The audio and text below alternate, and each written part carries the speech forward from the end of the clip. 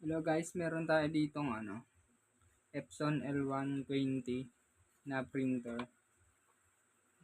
Tapos siya, ito. Sunog yung flex niya sa may print head. Ayan, sunog na sunog siya. Ngayon, plano namin itong head niya. Itetest natin kung okay pa, kung hindi pa shorted kasi nasunog yung flex. Ito, kapag okay, ililipat natin dito sa sa Epson L210. Ngayon guys, para mag-check ng print head kung okay pa or sira na, madali lang tong i-check. Ang lang dito, dapat may reading yung pin number 2 at number 3. Tapos etong positive dito sa pin number 20 sa pinakadulo. Ilalagay natin tong positive dito sa Ito nga pala yung tester, dapat nakaset sa sa diode test mode or continuity. Yan. Once na naset na natin, lagay natin tong positive dito sa pin number 20 ng head. Tapos dapat may reading siyang around nasa 0.6, 0.5, itong number 2, 0.6, tapos itong number 3 na pin dapat nasa 0.5 or 0.6 din. Minsan umaabot yan ng 0.7 guys, pero okay pa yan. Ito, tapos yung lahat ng pin na dapat 0, kasi kapag may reading yung ibang pin maliban sa pin number 2 and pin number 3, sira na yung print head ng printer. So try natin. Dito natin sa dulo yung positive, then negative lagay natin sa pin number 1. Ayan, walang reading yung yung tester. Ayan.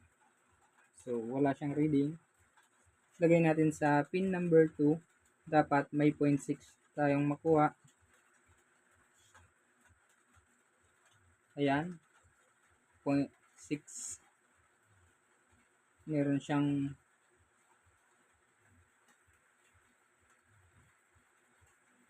nakukuha. Ilan ba yan? Wait lang, at hindi nadikit yung natin.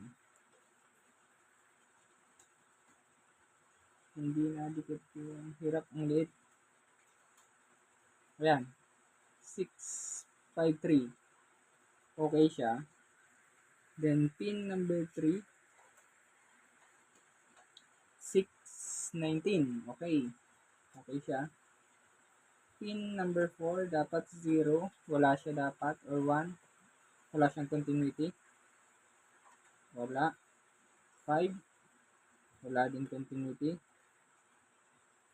6. Wala din. 7. Wala din. 8. Wala din. 9.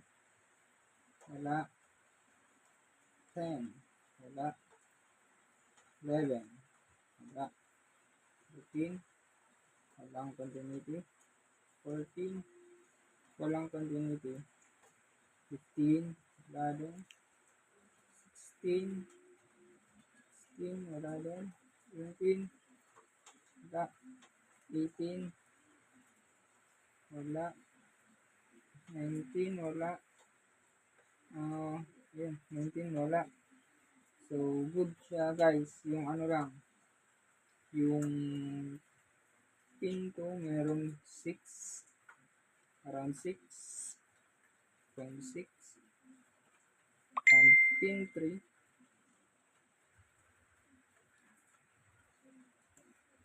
pin number 3, ayan, 6. Okay siya guys. So pwede natin itong ilipat dito kasi ito okay yung niya yung head, yung flex, tsaka compatible to dito sa 210. Itong lipat natin guys. Okay, maya video ko yung kung okay.